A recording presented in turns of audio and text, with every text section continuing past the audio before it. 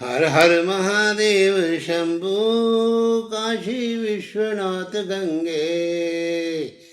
हर हर महादेव शंभू काशी विश्वनाथ गंगे।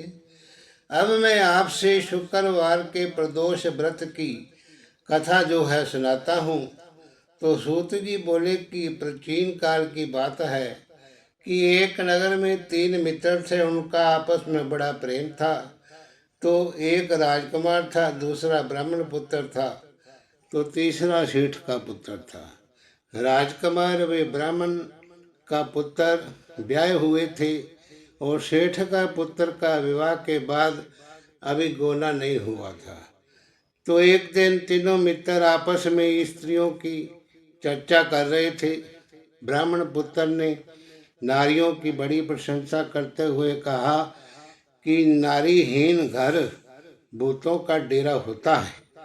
तो सेठ पुत्र ने ऐसा वचन सुनकर अपनी पत्नी को लिवा लाने का तुरंत निश्चय किया। तो सेठ पुत्र अपने घर गया, अपने माता पिता से अपना निश्चय बताया। तो उन्होंने कहा कि बेटा, अभी शुक्र देवता डूबे हुए हैं। इन दिनों बहू बेटियों को उनके घर से विदा करा के लाना जो है शुभ नहीं होता। इसलिए शुक्रोदय के बाद तुम अपनी पति को विदा करा के ले आना। तो सेठ पुत्र अपनी जिद से टस से मस नहीं हुआ और अपनी ससुराल जा पहुंचा। सास ससुर को उसके इरादे का पता चला। उन्होंने भी उसको बहुत समझाया, परंतु वे नहीं माना। उन्होंने विवश होकर के अपनी कन्या को विदा करना पड़ा। ससुराल से विदा होकर के पति पत्नी नगर के बाहर निकले ही थे, उनकी बैलगाड़ी का एक पहिया टूट गया और एक बैल की टांग भी टूट गई। पत्नी को भी चोट आई। सेठ पुत्र ने आगे चलने का प्रयत्न जारी रखा।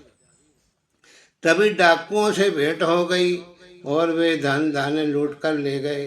सेठ पुत्र पत्नी सहित रोता पीटता अपने घर पहुंच गया। घर जाते ही उसे सांप ने डस लिया। उसके पिता ने वैद्यों को बुलाया। उन्होंने देखने के बाद घोषणा की कि सेठ पुत्र 3 दिन के अंदर मर जाएगा। उसी समय इस बात का पता उसके मित्र ब्राह्मण पुत्र को लगा। उसने सेठ से कहा कि आप अपने लड़के को पत्नी समेत बहू के घर वापस भेज दो। ये सारी बाधाएं इसीलिए आई हैं कि आपका पुत्र शुक्र अस्त में पत्नी को विदा करा के लाया है। यदि ये यहाँ पहुँच जाएगा तो बच जाएगा। तो सेठ को ब्राह्मण पुत्र की बात अच्छी लगी और अपनी पुत्र वधू और पुत्र को वापस ससुराल में लौटा दिया। और वहाँ पहुँचते ही सेठ पुत्र की हालत ठीक होनी शुरू हो गई। तो उसके बाद उनका जो जीवन था बहुत ही आनंद पूर्वक बीता और अंत समय में वे पति पत्नी दोनों स्वर्ग लोक में विमान पर बैठ करके चले गए।